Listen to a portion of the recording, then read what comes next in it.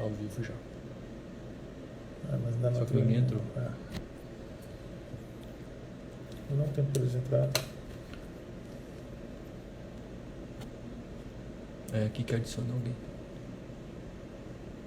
Não adiciona ainda não. Cristiano enviou uma solicitação. Pode adicionar? Não. Boa noite.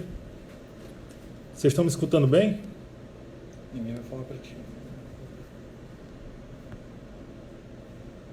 A gente vai dar um tempinho pro pessoal ir entrando.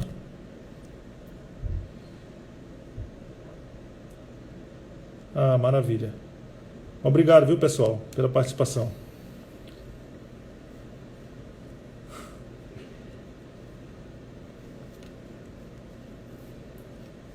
Obrigado mesmo. Vai ser bem legal. É um assunto extremamente importante que a gente vai tratar. Quero agradecer à Associação Comercial pelo convite. Agradecer a vocês por estarem participando. A gente vai dar só um tempinho aí para o pessoal ir entrando aí para a gente começar. Beijo, Renata. Já que eu convido o nosso presidente para fazer a abertura aqui da live, né? A gente vai falar sobre protocolos da saúde na pandemia e vai ter como convidado o Dr. Serafim, que é um médico bastante conhecido aqui em São Luís e que está no front, está no olho do furacão, né, como a gente fala, e que, sem dúvida nenhuma, vai trazer informações importantes para nós. Boa noite, Márcia. Grande abraço. A gente vai dar mais 2 minutinhos, aí a gente vai trazer aqui na abertura o nosso presidente, Cristiano.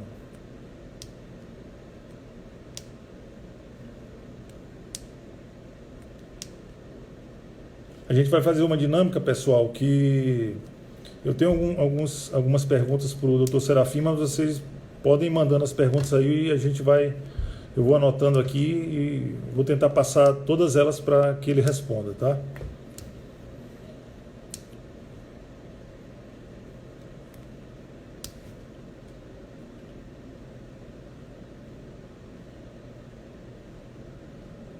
Só mais 2 minutinhos a gente vai convidar o Cristiano para que ele faça a abertura.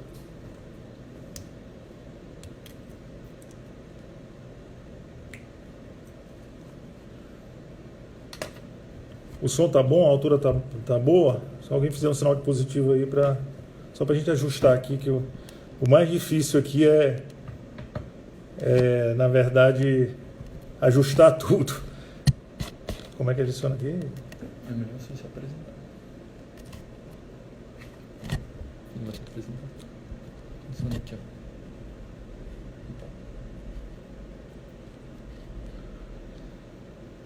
Pronto. Cristiano.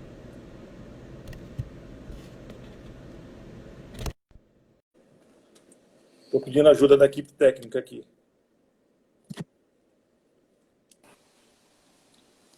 E aí, doutor Cristiano? Olá, Gustavo. Tudo bom, meu irmão? Como é que você está? Tudo bem. Primeiro, agradecer o convite da Associação Comercial, dizer que para mim é uma honra, né?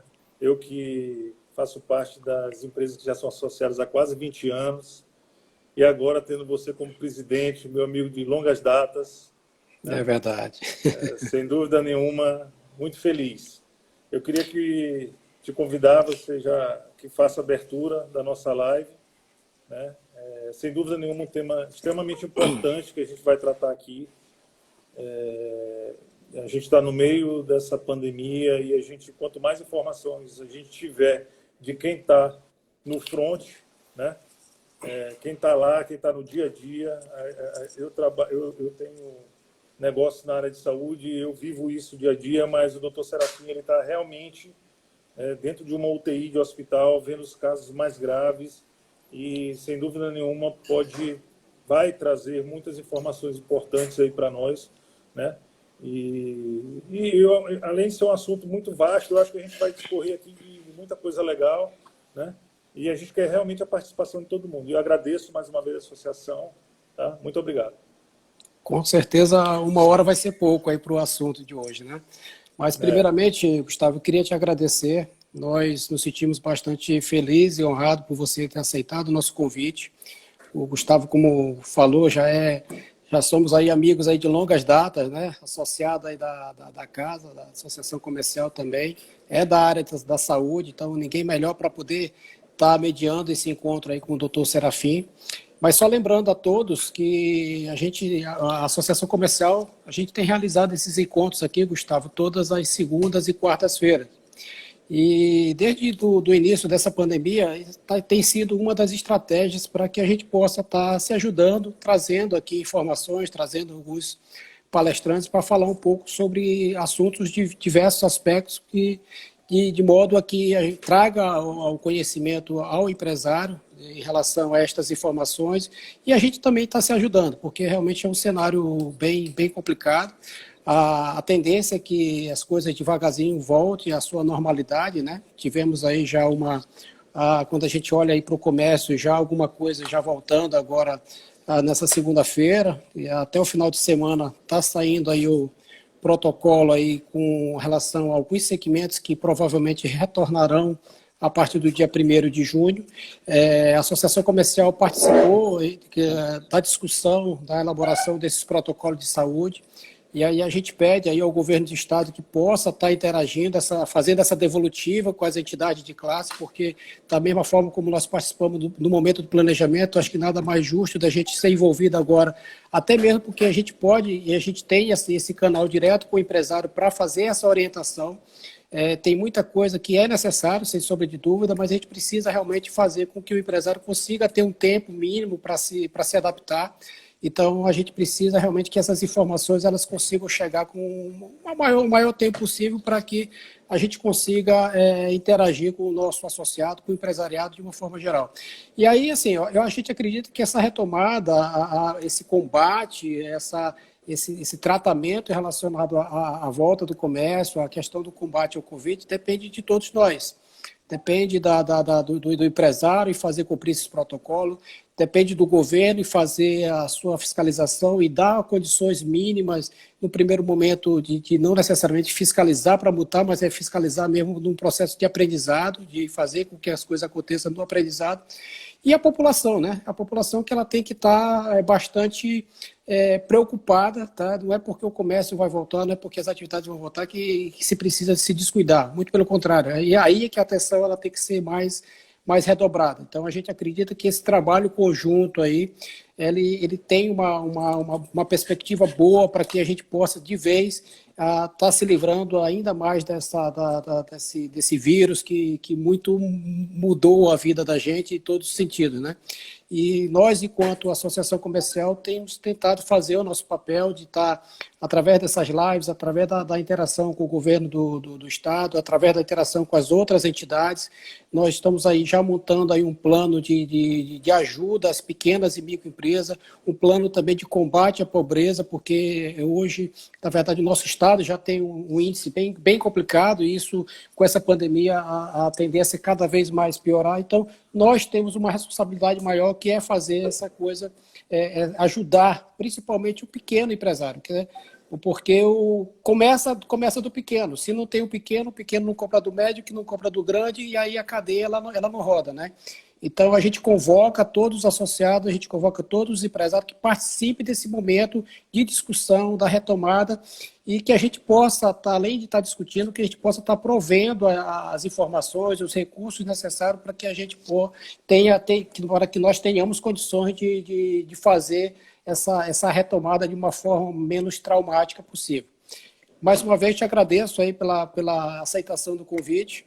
Hoje nós teremos aí a fala do Dr. Serafim, que vai falar justamente desse momento aí, dos protocolos de saúde dentro desse momento de pandemia, tá? E com certeza o que se vem aí pela frente. Eu acho que o assunto ele é bem pertinente para para a situação que a gente está vivenciando. Eu não tenho dúvida que nós teremos aí uma live aí super, super bacana. E a gente pede que todos os internautas possam participar com perguntas, que a gente consiga interagir.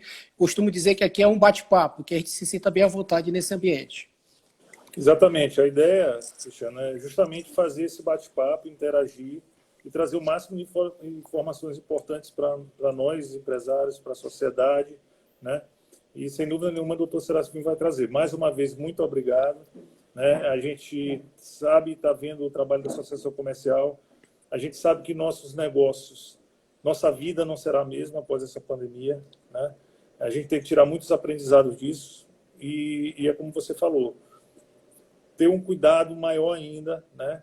E esse cuidado que vocês estão tendo com os microempresários, com os empresários em si, é extremamente necessário e pertinente, porque muitas empresas estão precisando de muita ajuda e não têm acesso à associação comercial, dá isso, né, no seu dia a dia. Né? Então, parabéns pela iniciativa, muito obrigado e a gente espera contribuir muito com essa noite de hoje. Tá ótimo, obrigado. Vou sair e vou voltar já aí você chama o doutor Serafim. Abraço. Tá bom, vou chamar aqui, estou aqui ajustando.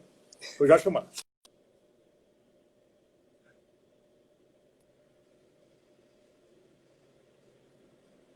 Ele está na live. Na live, tem que chamar Serafim.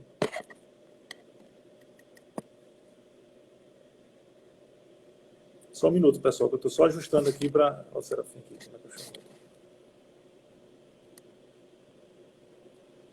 Só um minutinho. A equipe técnica trabalhando aqui. Aqui, Serafim. Obrigado. Opa, boa noite. E aí, boa doutor, noite, tudo bom? Tudo bem, meu amigo. Vamos lá. Pois é um prazer ter o senhor aqui. O senhor eu respeito, né, hierárquico dos nossos médicos, Meu Deus, não é pela idade, isso? de forma alguma. E dizer que, além de ser um prazer, não tenho dúvida que será uma oportunidade fantástica para que a gente aprenda muito, né, e que a gente discuta, né, esse momento tão difícil, né, e nada melhor do que falar sobre protocolos. A gente está vendo muita discussão, mas antes da gente começar, né, eu queria apresentar o doutor Serafim. Vou apresentar um pouco, mas eu queria também que você se apresentasse, falasse um pouco da sua história aqui na Medicina do Maranhão. Né? Então, o doutor Serafim, que está aqui com a gente, é um prazer, é cardiologista, especialista em terapia intensiva.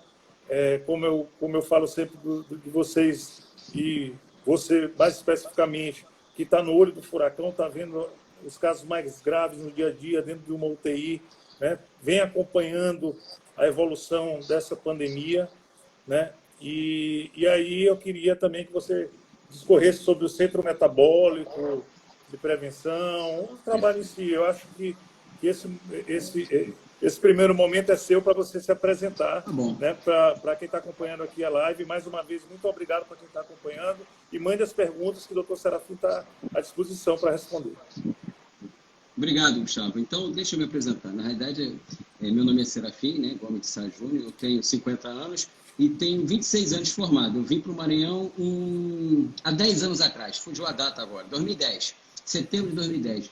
Eu vim para o Procardio e do Procardio para o São Domingos, onde eu estou até hoje. Na realidade, eu vou fazer 11 anos, né, 10 anos de Maranhão, isso aí, vou para 9 anos de São Domingos, onde eu trabalho na terapia intensiva sob o comando do Dr. Zé Raimundo já há 9 anos. E, à medida que o tempo foi passando aqui no Maranhão, a gente foi entrando numa nova era da medicina. Né? Na realidade, eu sou cardiologista de formação, residência, pós-graduação, sempre trabalhei em unidade coronariana, unidade de terapia intensiva, então a cardiologia intervencionista. E eu comecei a ver o outro lado da medicina. Desde 2012, que eu estudo bastante sobre esse lado, que era um lado, vamos dizer assim, coberto da medicina tradicional, que é o estilo de vida, alimentação, atividade física, que teoricamente deveria ser melhor do que o tratamento farmacológico, e a gente nunca acreditou, porque a gente que lida com medicina baseada em evidências, grandes trials, a gente só confia nisso, nos guidelines das diretrizes, até que chegou um momento que eu resolvi, não, peraí, tem alguma coisa errada. Aí eu comigo mesmo, mudei comigo mesmo.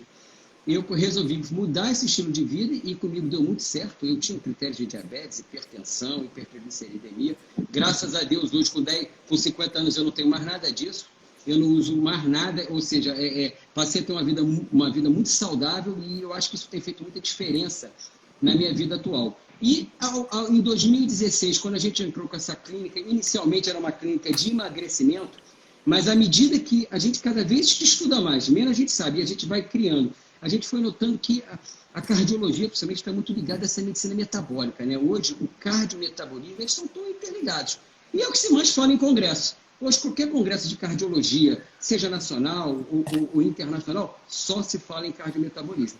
Óbvio que, quando a gente fala em congresso, a gente está falando basicamente de indústrias que falam de medicamentos, que eu também não tenho nada contra, mas a nossa medicina, que é a medicina que eu prego hoje, que é a medicina do estilo de vida, é uma medicina onde que mostra que a alimentação saudável, a atividade física é a principal ferramenta que nós temos para ter saúde e que o medicamento, ele nunca é eficaz, ele pode ser um coadjuvante, mas ele jamais vai ser superior a esse tipo de estilo de vida, de tratamento. E a Covid veio aí para isso. Na realidade, a Covid está mudando a história natural das pessoas, porque ela está mostrando que justamente esses pacientes que têm doença metabólica, seja os obesos, seja os diabéticos, os pré-diabéticos, são os que mais estão sofrendo. E a gente vê isso na prática do dia a dia, né? E é isso que a gente deve conversar, vai conversar hoje aqui. Falando do Covid, né? Que eu tenho uma experiência com o Covid desde o doente leve e assintomático, que é a grande maioria deles, do doente grave, mas não de terapia intensiva, e o doente grave de terapia intensiva. Que esse, na sua grande maioria, realmente é dramático. É dramático.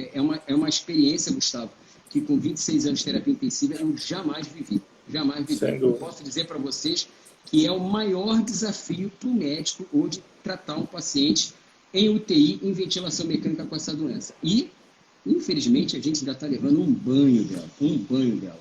Tá? Por isso que essa comemoração tão grande quando um doente desse consegue sair, quando passa por um quadro desse de ventilação mecânica, pronação e etc.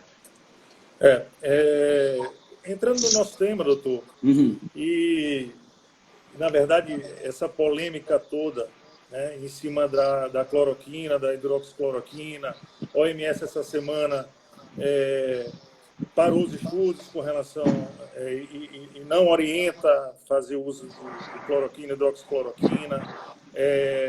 Ao mesmo tempo, o Ministério da Saúde já continua os estudos, vem orientando a utilizar, enfim.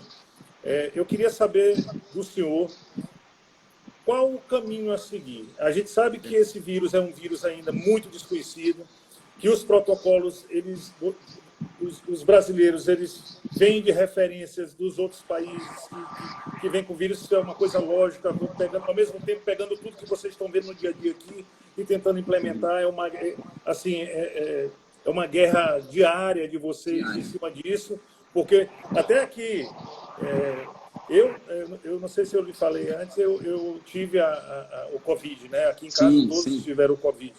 E, assim, eu usei um protocolo que foi me orientado há 30 dias atrás, que hoje já tem mudança no protocolo que a gente vê, né? Então, eu queria que falasse sobre isso. Acho que é o tema mais polêmico. Pessoal, a gente não quer politizar a discussão, pelo contrário, eu acho que é extremamente importante. Eu acho que é um tema que a gente poderia conversar, né? E tratar logo dele. A cloroquina se usa, como é que o senhor prescreve, como é que o senhor trabalha? Então, vamos lá, vamos começar. Antes de falar de cloroquina, eu queria falar para que todos pudessem assistir a entrevista que o nosso ex-ministro, o Nelson Tais, ele deu na Globo News, que foi 1h50. A Magnólia, que está assistindo aqui com a gente, falou para eu dar uma olhada, eu dei uma olhada, eu fiquei impressionado. Realmente perdemos um ministro. E ele, se realmente continuasse, o Brasil ele poderá ainda, se Deus quiser, entrar num novo caminho, mas ele falou tudo, a percepção. Eu nunca vi uma pessoa com tão bom senso. Quer dizer, a gente já conhece ele de nome, como ele é do Rio, eu já conheci ele há muito tempo de nome, a máquina de empresa, que é a empresa dele de oncologia, e de bem falada dentro do meio, etc. E ele, como médico conhecido, agora eu fiquei impressionado. Que sinceridade, que serenidade numa entrevista. Impressionante. E equilíbrio, muito equilíbrio. Exatamente. A ponto que a próprios repórteres, que são, geralmente repórteres, são extremamente agressivos, tratavam ele com o máximo de respeito. A condução daquela repórter, que está me fugindo o nome dela, também para mim foi perfeito, mostrando o seguinte: quando a pessoa é respeitada, todos respeitam, né? E foi o que aconteceu com ele. Bom, falando do nosso assunto, o que está claro hoje? A cloroquina, ela, quando foi iniciada, assim, já que é o assunto que todo mundo quer saber, ela foi iniciada para como ser assim, é o medicamento que vai mudar a história natural do Covid. À medida que a gente começou só com a experiência dos chineses, e infelizmente a gente tem que falar aqui, nem sempre os chineses promovem trabalhos que são realmente confiáveis, a ponto de se ter questionamento em tradução, metodologia e etc. Mas, como é uma doença grave, as pessoas tinham que obter informação de onde estava ocorrendo. E, a partir de um estudo que parece que os doentes lúpus que usavam antimaláricos cronicamente não desenvolviam a doença, verificou-se essa possibilidade e também por uma ação antiviral quando se usa a longo prazo. Bom, mas na prática, vamos dizer o seguinte: os estudos não confirmaram isso. Começaram a se vir vários papers a favor, contra, aí veio a politização do Trump, depois do Bolsonaro, e começou-se a politizar isso no ponto dizendo que quem toma cloroquina vive, não morreu porque não tomou cloroquina, ou se morreu porque tomou cloroquina tardio. Aí isso ficou complicado. Eu acho que, Gustavo, nós médicos, a gente está passando por um momento muito ruim, porque hoje nós somos pressionados a fazer determinadas coisas. Eu já tive ameaças, para você ter uma ideia. Eu já fui ameaçado. Eu já tive pessoas que me mandou mensagens depois com palavras desrespeitosas por conta de eu nunca usei cloroquina. Vamos voltar. Eu nunca prescrevi cloroquina, mas eu jamais tirei de quem começou a tomar. Porque hoje, apesar de ser uma droga controlada, eu não conheço ninguém que não tenha acesso à cloroquina, à azitromicina, aos anticoagulantes, né? Então passou a ser uma droga comum. A azitromicina, quer dizer, tudo que era controlado, a gente não sabe como, mas todo mundo tem em casa. Então, por exemplo, eu já tenho quase 272 pacientes online, que tinha tratamento fora do hospital, onde praticamente todos, não são todos, mas praticamente todos, quando eu comecei a acompanhar, de alguma forma já estava tomando ou hidroxicloroquina com azitromicina, ou ivermectina, ou anita, ou todos. Então, vamos falar da cloroquina inicialmente. Na última sexta-feira saiu um grande trabalho da Lancet, volto a dizer, um grande trabalho, mas ainda de observacional, retrospectivo, onde pegaram 96 mil pacientes de todo mundo e separaram a cloroquina associada à azitromicina e aquele paciente que não tomou nada. Ou seja, eram 15 mil pacientes que tomavam cloroquina e hidroxicloroquina com alguma droga e aqueles restantes sem nada. E aí vieram algumas observações. É um trabalho que as pessoas elogiaram bastante, mas, como todo trabalho de observação, ele gera hipótese, ele jamais dá uma conclusão definitiva. E mostrou-se que os pacientes que tomaram cloroquina, com ou sem azitromicina, e pior com azitromicina, tiveram uma tendência de 2 vezes maior de mortalidade, assim como muito mais arritmia e associada a macrolídeo mais ainda, fora a diarreia. E isso gerou o quê? Gerou a preocupação da sociedade médica como um todo, de dizer o seguinte: olha, essa droga, além dos trabalhos evidentes mostrando que ela não tem eficácia, ela parece estar comprometendo a segurança. Então, nós temos que aguardar, porque vários trabalhos bem feitos, randomizados, deve ser mais de 20, então vai sair em questão de semanas, para mostrar o verdadeiro papel. Mas já existe uma tendência que, nos casos graves, já não se usa mais. Terapia intensiva já não se usa mais há muito tempo. Já pelo menos 30 dias, vou botar assim, já não se usa mais. Nas doenças moderadas e hospitalizadas também já não se usa mais. Nos casos leves, também já está se tendência a se não se usar. Então, eu diria o seguinte: como se fala de protocolos, principalmente para o doente fora do hospital, aí que eu bato na tecla e todo dia eu repito para as pessoas: pessoal, 80% das pessoas vão evoluir assintomático ou oligossintomático tomando o que tomar. Basta ter uma saúde boa, que a maioria das pessoas, graças a Deus, vão evoluir bem. E até aqueles que não são tão saudáveis assim, também vão evoluir bem. Então, existe algum protocolo inicial que realmente muda a história natural? Não existe. Ivermectina é estudo in vitro, a anita, o nitazoxanide também é estudo in vitro, a hidroxicloroquina já está aí essa confusão toda. Então, eu diria o seguinte, hoje, ao meu ver, a Covid mostrou que ela é uma doença baseada da conduta médica do bom senso, da interação com o paciente, onde os dois definem o seu risco versus benefício. Olha, a droga é essa, a gente sabe que não funciona muito bem, mas existe um apelo mundial muito grande, então vamos simplesmente discutir o que é melhor para você. O paciente confia em você como médico, que isso é muito importante, essa relação médico-paciente. Eu acho que ela cada vez ela está voltando a se tornar tão importante assim, de modo que a pessoa, não, doutor, o que o senhor decidir está bom. Não, doutor, eu me sinto seguro tomando. Eu escutei várias vezes pessoas que confiam em mim, mas que queriam tomar um remédio. E como eles já estão tomando, eles continuam tomando. E eu, Serafim, eu tenho como norma, desde o meu primeiro dia, eu falei assim, eu não prescrevo. Essa responsabilidade, ela não é minha. Essa responsabilidade é um termo de consentimento, entre aspas, porque termo de consentimento não precisa ser escrito, ele pode ser verbal. Então, é um jogo de confiança. Você está usando, continue usando. E eu vou lhe falar o seguinte, na minha experiência, a hidroxicloroquina causou algum mal? Olha, na minha observação, não. Nenhuma, Gustavo. Mas causou bem? Também não. Eu acho que não é ela o fator que muda. Ao meu ver, existem dois pontos cruciais dentro de protocolos que tem que ser mudados. Primeiro, é uma coisa que eu estou falando muito, eu já até conversei com você sobre isso, é o corticoide usado nos primeiros 5 dias. Se você não tem indicação do corticoide por conta de asma, doença autoimune, ou porque você por algum outro motivo, jamais você deve usar. Porque isso é claro e notório da replicação viral, que ela ocorre numa fase muito intensa, no momento que você ainda não criou sua defesa. A atividade imunológica ainda não está ativa. Então, é um ponto para mim crucial que realmente pode mudar a história natural. A minha observação, minha e de muitos colegas lá do trabalho, da UTI, incluindo várias pessoas, eu posso citar aqui a Priscila, o Lamin, o Eudes, que é o infectologista de primeira linha, que está aí no mercado, aí no estado, sendo uma referência, mostrando que realmente ele pode mudar a história natural. Lógico, tudo tem a ver porque parece que as pessoas resolveram usar megadose de corticoide, doses altas, e isso está causando realmente problema, e eu acho que isso pode mudar a história natural. Volto a dizer, eu acho, é uma observação pessoal. O que seria uma dose alta de corticoide? Eu diria o seguinte, doses acima de 60 miligramas de... Pode falar, Gustavo. Complementar a pergunta, que são duas, na verdade. Você tem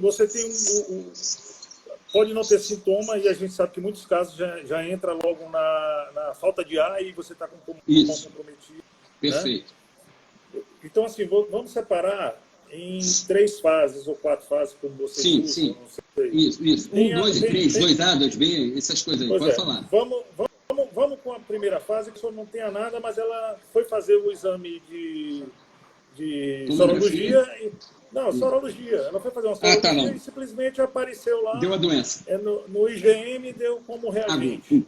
Perfeito. Aí eu pergunto, esse aí é um. O outro, ela passou 5 dias, ela realmente teve um sintoma, perca de olfato paladar, e teve, aí tem outros sintomas, gripe, dor de cabeça e tal, e resolveu fazer uma tomografia, e lá, hoje o senhor sabe que é muito característico a imagem quando aparece na tomografia, ela já olha o vidro fosco e você vê que é Covid, né?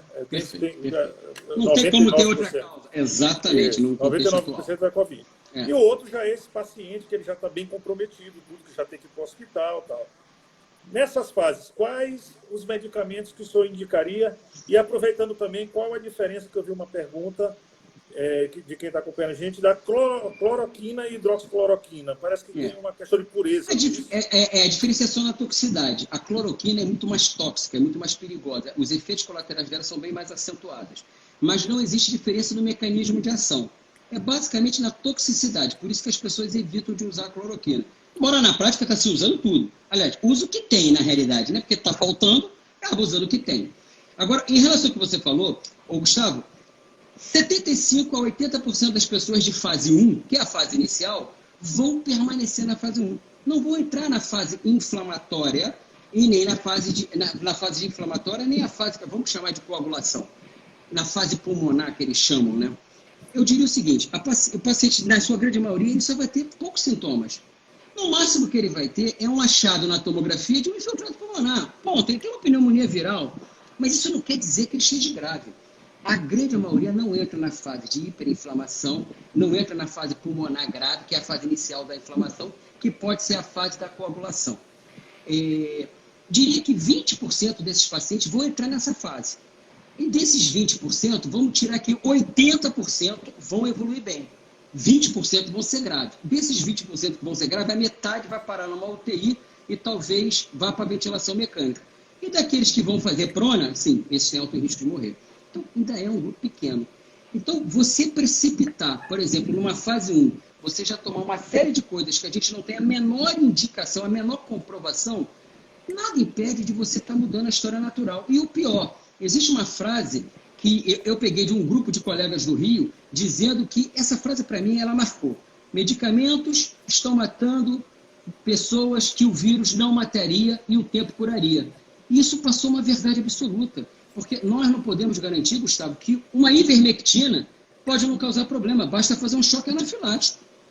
Né? E a interação da ivermectina com a hidroxicloroquina, com a azitromicina, com a anita, qual é? Não sabemos. Então, a pessoa tem comorbidades e usa vários outros remédios associados. E aí? Então, isso assusta para nós. Assusta porque nós não sabemos. E muita gente tomando sem acompanhamento médico algum, fazendo autoprescrição. Meu amigo, uma coisa doida isso. Isso é uma das coisas que mais está marcando. Eu tenho pacientes que às vezes eu recebo com 15 ou 20 dias de doença, ou seja, já curado, tomar 8 ou 9 medicamentos, mas como não melhora de um sintoma, acho que agora tem que procurar um atendimento médico. Você teve sorte, não aconteceu nada, segue a vida. Mas isso está acontecendo. Anticoagulante, por exemplo, uma medicação que é só usada dentro de hospital, as pessoas estão usando em casa sem acompanhamento, achando que nada pode acontecer. E a gente sabe os efeitos colaterais. Olha, quando se fala essa frase que a gente está falando essa frase da automedicação, do perigo que as pessoas morrem, a gente não está falando da hidroxicloroquina, não. A gente está falando do corticoide em forma de pulsoterapia, como alguém escreveu aí, nos primeiros 5 dias, que isso é um desastre. É o anticoagulante que sangra. O Gustavo sangrou na cabeça, pronto. Se não morrer, é uma doença que tu vai carregar pro resto da vida. Então, esse é o cuidado que a gente tem que ter. Mas quando a gente separa isso em fase, parece que quando você entra numa fase mais inflamatória, Gustavo, que é a fase que a gente acaba internando e, por definição, define-se pneumonia grave, saturação abaixo de 93, frequência respiratória acima de 30 e a PO2 e FO2 menor do que 300. Isso é um critério universal clássico. Esse paciente, ele realmente, a gente acha que se a gente combater a imunomodulação dele, a gente consegue evitar que ele evolua para forma muito grave. Que aí entra o papel dos anticoagulantes, onde é importante ressaltar que existe algum consenso hoje na doença Covid, chama-se anticoagulação. Não é para todos, não é em qualquer fase, mas você consegue perceber que quando você entra com um anticoagulante, numa fase que o paciente realmente parece que está inflamando, e ele mostra sintomas, essa tendência à falta de ar é um quadro sintomático muito intenso, seja com diarreia, seja com fome, seja com febre. Então, você realmente parece que você muda a história natural. Assim, é só uma observação.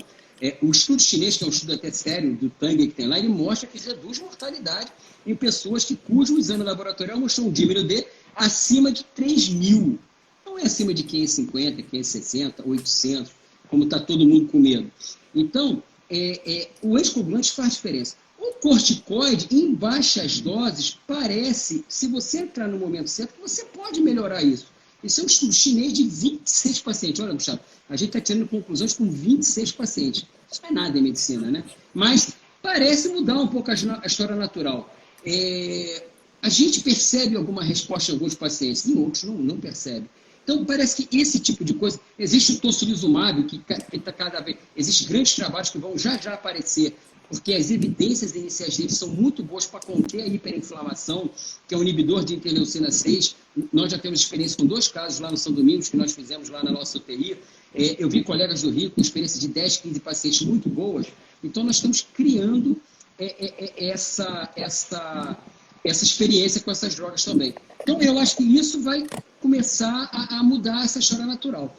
E o mais importante que a gente não pode esquecer, Gustavo, de falar que é o seguinte: não existe tratamento milagroso. Eu volto a dizer e vou repetir, que eu falo isso toda hora, UTI vazia é porque os doentes morrem, não chegam lá. Ou se chega lá, morre no dia seguinte.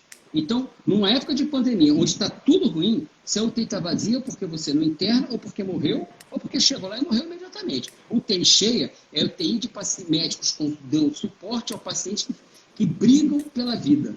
Então, não vamos acreditar nessas falácias. Tá? E outra coisa, olha, nós temos Paris, Berlim, Madrid, Nova York. A gente está com o mundo do mais alto desenvolvimento. Poxa, pessoal, não é qualquer lugarzinho do município, não desmerecendo ninguém do nosso país ou de qualquer outro país que está fazendo um protocolo milagroso. Então, não acredita em milagres. Isso é a primeira coisa. Segunda coisa, não existe droga milagrosa. Existe bom senso, um bom suporte e essa interação do médico com a família. O Nelson Tais, ele falou uma coisa perfeita na entrevista dele. As sociedades precisam se definirem. Eles não podem ficar com essa ideia de, cada um decide por si. Não, eles têm que ter uma posição firme. Se você vai seguir ou não, é uma outra história, mas a posição firme. Isso já está acontecendo. Hoje, todas as sociedades do mundo, inclusive, se você perceber, existem várias brasileiras que já são categóricos em algumas coisas, justamente para mostrar uma definição. Tá? Passou aqui rapidamente mais um tratamento milagroso, que é aquele tal de protocolo Coimbra. É sem comentário. Não, esse da vitamina D venosa. Tá. Vitamina D venosa. É sem comentários. Infelizmente, ainda existe isso. É isso aí. A medicina, ela está dando chance a aproveitadores. E os aproveitadores estão ganhando dinheiro. Perguntaram sobre a ozonoterapia também aí, Serafim. Olha, eu costumo dizer o seguinte, aquilo que serve para tudo não serve para nada. Se serve para tratar resfriado, diarreia e Covid, não serve para nada. Lamento, não existe evidência científica de nada milagroso. Tá? Ozonoterapia, ao meu ver...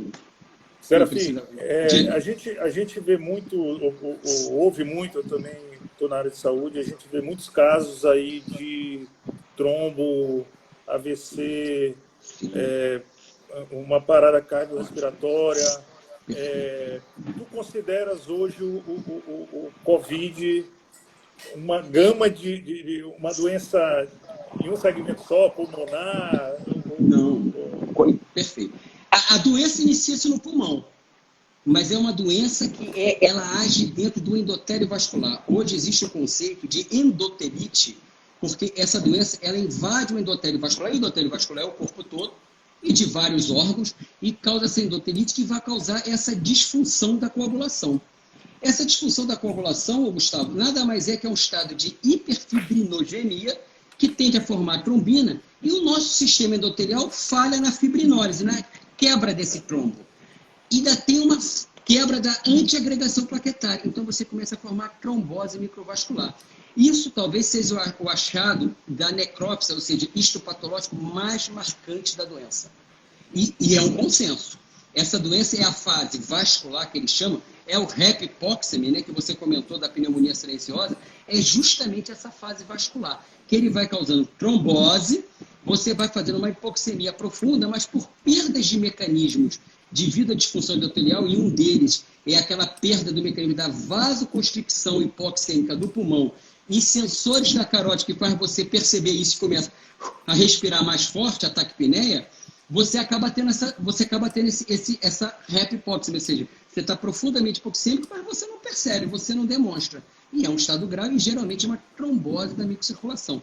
E essa trombose, estendendo, parece que está acontecendo no estado pós-Covid. Aí é que é a importância o check-up pós o Covid, dos pacientes sintomáticos terem certeza que isso não é uma coisa grave. É óbvio que a grande maioria não é nada grave. Eu acho que é resquício de inflamação da doença, que essa doença realmente a gente ainda tem muito que aprender, mas pode ser esses casos. Eu tenho uma paciente que agora internou no hospital com quase 30 dias pós-Covid com miocardite. Entendeu? Casos de infarto no grupo da sociedade mostrou um caso de trombose intracoronariano, AVC, como você falou, isso está acontecendo realmente. É isso que eu ia também complementar aqui, e até para colocar um pouco do que o Cristiano falou sobre a volta, a retomada, né? Nós empresários queremos, né, saber como vão ser os protocolos, o que a gente deve fazer, porque a gente se preocupa. Às vezes, Lógico. muitos acham que ele quer abrir de qualquer forma, não é.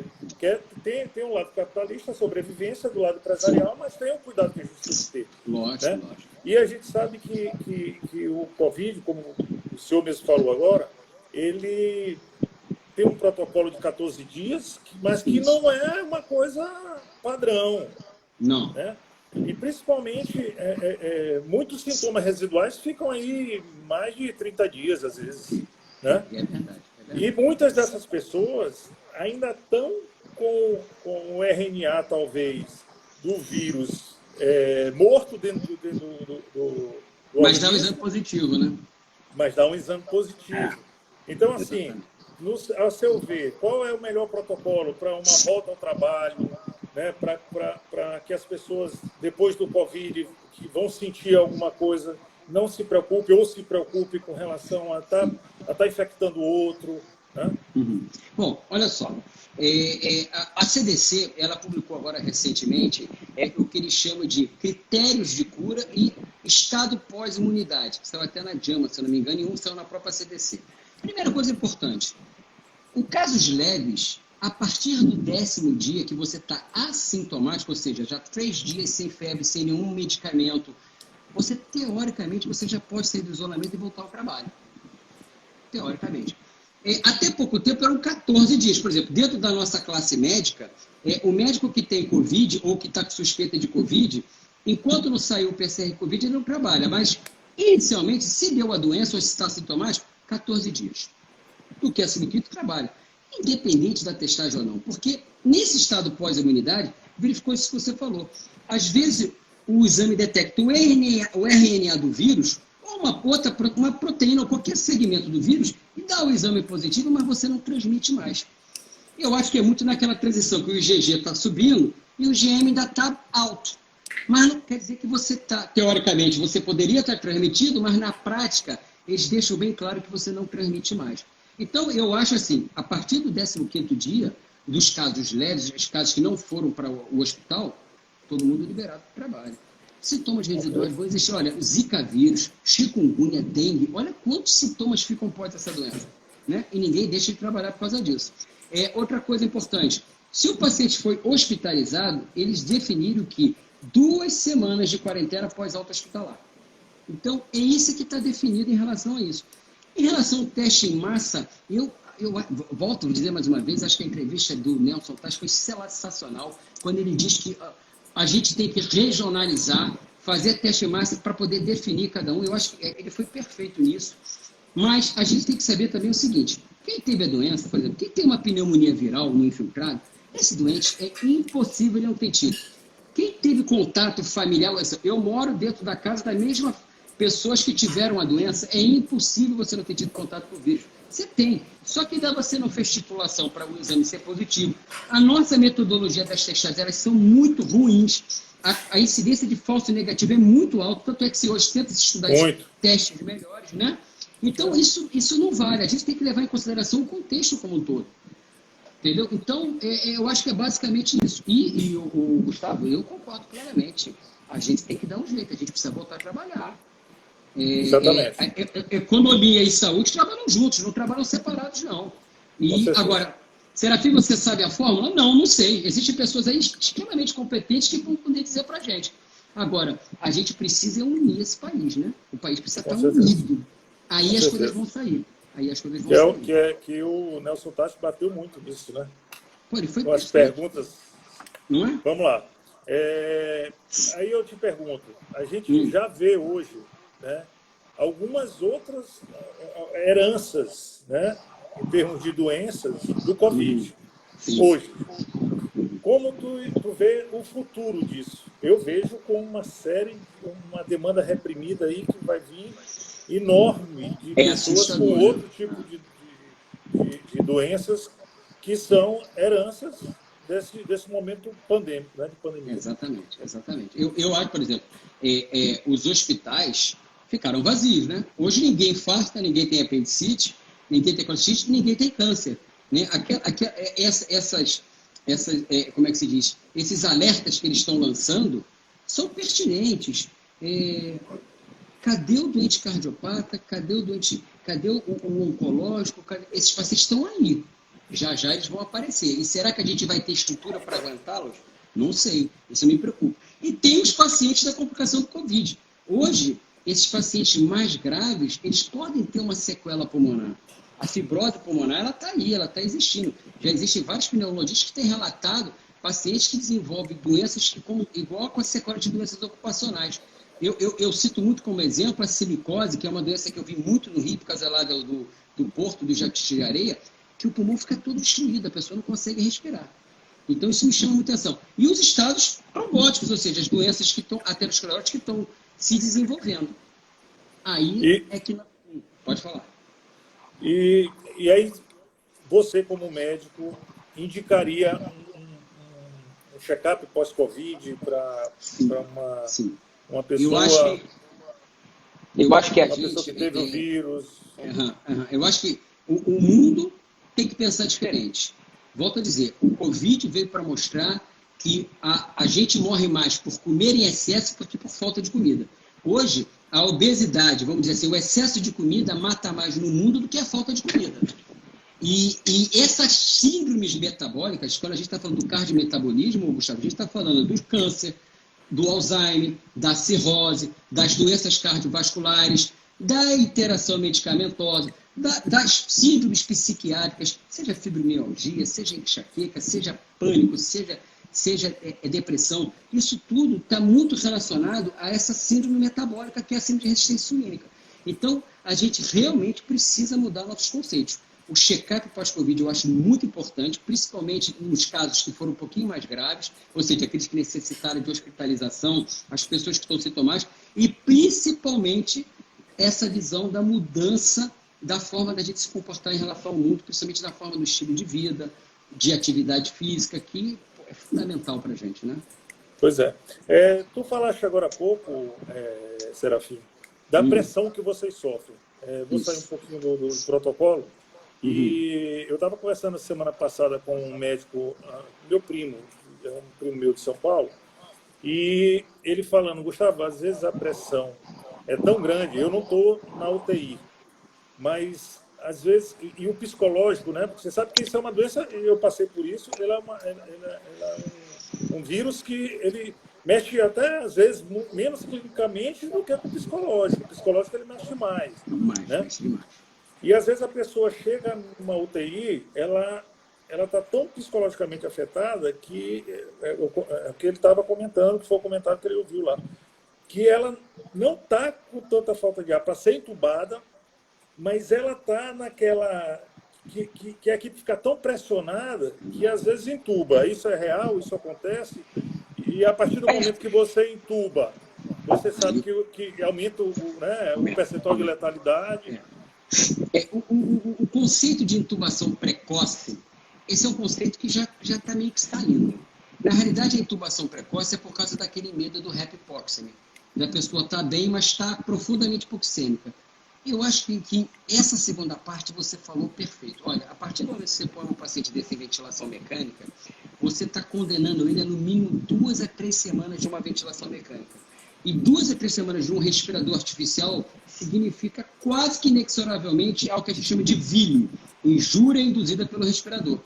Tanto é que existe o conceito de ventilação anestésica, que é esse conceito de você tentar ventilar o paciente, seja com uma saturação menor, deixa ele quietinho, aí ceda e curariza para que ele possa passar essa tempestade para tentar, depois da tempestade, recuperar. Só que aí vem as complicações do quê? Da sedação e excesso da curarização. Então, é pressionado mesmo. O médico é pressionado, o médico tem medo. Imagina um médico que trabalha numa emergência. Esse é um herói, meu irmão. Esse é um herói. O que trabalha numa emergência, o que trabalha no SAMU, que vai buscar o doente de casa, esses são heróis, porque a pressão neles é absurda. E, Gustavo, você que teve a doença, mas acho que você não internou, graças a Deus. Graças a Deus. Nós temos depoimentos de médicos e não médicos, assim, marcantes. Eu tenho aí vários empresários. Eu tenho um médico ao ponto de chegar e falar assim, olha, Serafim, você está vendo essa varanda aqui? Eu quase me joguei daqui, porque eu tinha certeza que eu ia morrer. Mas minha cabeça pirou tanto que eu quase me joguei. Eu tive médico que eu fiquei acompanhando online de pessoas que, assim, olham o sintomático, mas a cabeça pirou tanto, o medo de morrer era tão grande por causa de uma febrinha que não passava, que fez com que... eu tive alguns surtos psiquiátricos, alguns surtos de médicos, vários. Não é fácil, não é fácil. Eu imagino. O medo de morrer é marcante, né? Pessoal, a gente está entrando nos 10 minutos finais nossos. Aí vocês podem mandar perguntas. A gente talvez não consiga fazer de todo mundo, mas como vai ficar gravado, depois Serafim de repente responde algumas coisas e manda para a associação. Eu não sei como é que está funcionando isso. Só para esclarecer as pessoas, só existe um trabalho até hoje de Covid que realmente foi um randomizado que parece que pode mudar uma tendência, que é do Remdesivir. Agora, ainda é uma medicação caríssima, ainda não está disponível e só feito dentro do paciente hospitalizado. Se o paciente de uso precoce adianta, não se sabe. Acredita-se que sim. Mas essa é a primeira esperança que nós temos de uma redução de hospitalização e uma tendência à melhora de mortalidade de um estudo randomizado. Embora com ele pequeno, 1.000 pacientes, mas já é alguma coisa, né? Já temos alguma coisa.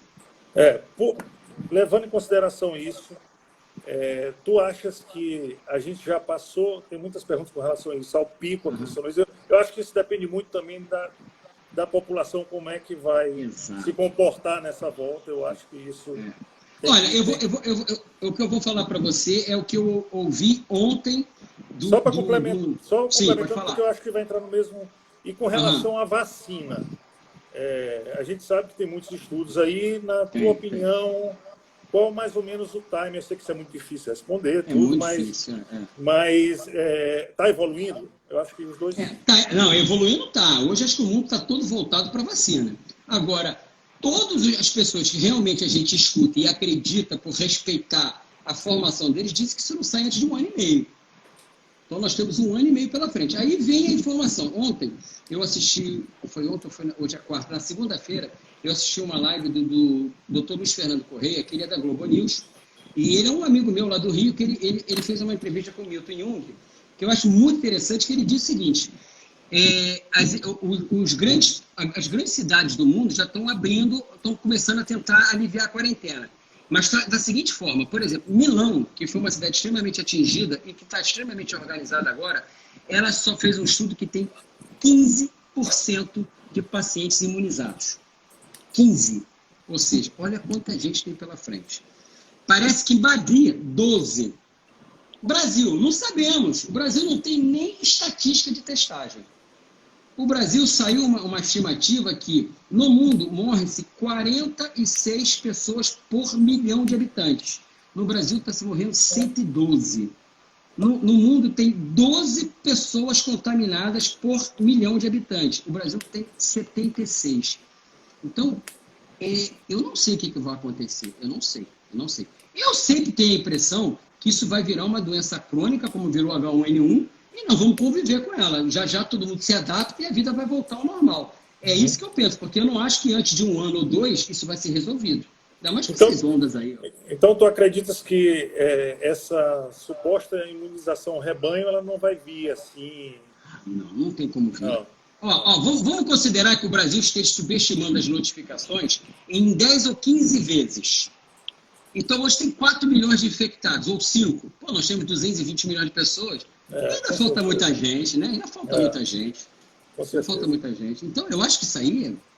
E o que eu acho que vai acontecer é isso. Nós estamos aprendendo a dar um suporte melhor, a tornar a doença menos grave nos doentes graves e vamos começar a evitar que mudem a história natural da doença daquelas pessoas que deviam ter a doença leve. É isso que eu acho que vai acontecer com o tempo. Serafim, Diga. Com relação à qualidade de vida, aproveitando o seu trabalho, Sim. como você imagina esse período pandemia e pós-pandemia? O que a gente pode fazer? O que a gente pode até colocar para nossos colaboradores? Porque hoje você tem todo mundo que está no grupo de risco aí ainda, que pode pegar e que vai ter que ter um trabalho específico. A gente pode implementar isso nas nossas empresas também de forma diferenciada, programa de qualidade de vida, etc. Como é que tu imagina isso aí? Eu acho que a gente tem que focar justamente no fator de risco. E o fator de risco principal é a doença metabólica, é a síndrome metabólica, a síndrome de resistência insulínica. A gente sabe, por exemplo, que perguntaram assim, o paciente com doença coronariana, ele é de risco? Pessoal, o principal drive de aterosclerose é a hiperinsulinemia. é a síndrome de resistência insulínica. Então, o foco é na mudança de pensamento da qualidade de vida. Eu acho que é aí. Se manter-se ativo, fazer atividade, como você falou, no período de pandemia, eu não faço atividade. Meu amigo, se vira, tem que fazer. Você tem que se manter ativo, você tem que tentar levar a sua vida o normal o máximo possível. Vai andar dentro de casa, vai subir e descer escada no período que não tem ninguém, vai fazer seu acompanhamento online com vários profissionais de educação física que estão fazendo. Uns fazem assim, olhando para você. Então, não pode perder, não pode parar. A gente não pode se entregar a essa doença. A gente não pode se entregar. Não se entregar a essa doença, se adaptar para o mundo moderno vamos mudar nosso estilo de vida.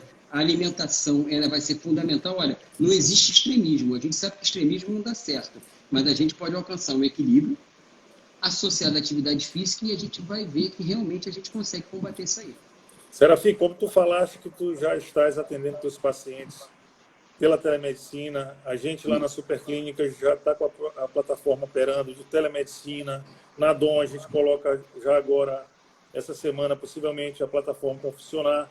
Como tu vê a telemedicina agora, né, daqui para frente? Eu acho que veio para ficar. Eu também acho que veio para ficar. Eu acho que veio para ficar. Do ponto de vista, é muito mais prático, resolve. Poucos casos a gente não consegue resolver pela telemedicina. Eu costumo dizer assim, dentro dessa doença aguda, eu falo, olha, doutor, eu preciso de uma consulta porque eu estou com muita falta de ar. Opa, não, vai direto para o hospital.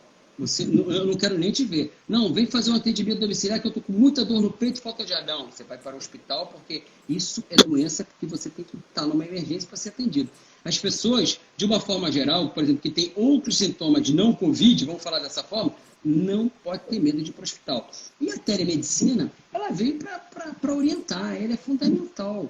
Ela ajuda realmente a gente conseguir manter, dentro dessa função nossa que nós estamos fazendo na telemedicina hoje dentro do Covid, trazer segurança para o paciente, mantê-lo dentro de casa, mostrando que a tempestade vai passar, e passa, graças a Deus, passa, é fundamental. E dá para a gente conduzir o doente metabólico, o doente cardiopata, o pneumopata, até porque hoje o exame físico é muito importante, mas o exame complementar e uma boa história clínica, ela resolve 99% dos casos. Doutor, a gente tem 2 minutinhos, mais uma vez, foi extremamente valioso. Por nós, a gente ficaria aqui muito mais tempo, eu acho que o assunto é bem amplo e é necessário, né? E aí eu queria que você desse 3 minutos que a gente tem. Eu queria só complementar com relação à telemedicina. Eu acho que vão vir alguns protocolos que vão ser necessários para a gente ajustar, mas sem dúvida nenhuma é o futuro, né? E muitas outras tecnologias e ferramentas estão por vir, né, para melhorar mais ainda, né, esse apoio ao paciente e essa proximidade, nunca deixando de esquecer a humanização no atendimento. Eu acho que a gente bem teu trabalho, tu realiza muito bem, eu acho que nesse sentido. E aí tu tem 2 minutos aí, quero agradecer mais uma vez a Associação Comercial, muito obrigado, para você colocar suas considerações finais, e eu vou deixar uma pergunta no ar. E o mundo pós-pandemia, né? Juntando isso tudo que a gente falou hoje, o mundo pós-pandemia vai ser melhor, não vai? Eu acho que as pessoas... Se Deus quiser, né? Eu acho que veio para refletir. Acho que essas coisas já não vêm por acaso, não. Faz a gente refletir. Eu acho que, assim, como mensagem final, dentro desse problema atual que nós estamos, a gente tem a importância da automedicação. A relação hoje do médico com o paciente e a telemedicina isso, tem que ser cada vez mais valorizada. Respeite o seu médico, ou seja, se você confia nele, siga. Cuidado com as informações paralelas. Hoje, a quantidade de mensagem que existe em paralelo é o maior desafio do médico. O médico hoje ele tem que tratar o paciente e as mensagens em paralelo. Então, você confie no seu médico. Se você, a pessoa está dando a sua vida para o médico tomar conta. Nós fomos treinados para isso. Então, confie no seu médico. Volto a dizer, não pense em tratamento milagroso. Pós a pandemia, vamos mudar nosso estilo de vida. Tá? Vamos valorizar os profissionais de educação física, os nutricionistas, médicos. Vamos mudar a nossa alimentação, vamos mudar tudo. uma classe que agora vai crescer muito, que são os psicólogos, por conta desse estresse mental, que eu acho que vai ser fundamental o apoio deles. Eu já tenho indicado para algumas pessoas, pessoas que a gente confia para poder seguir esse acompanhamento. Então, eu acho que é isso aí. Eu acho que é isso aí. Mais importante, por favor, pessoal, não acreditem em milagres. Tá? Milagre é na igreja. Vamos para a igreja, vamos rezar bastante, mas médico não faz milagre. Médico, ele briga para não errar todos os dias. Ou seja, eu tento errar o menos possível por dia. E a gente estuda para isso, para tentar errar o menos possível. Vai cair a live.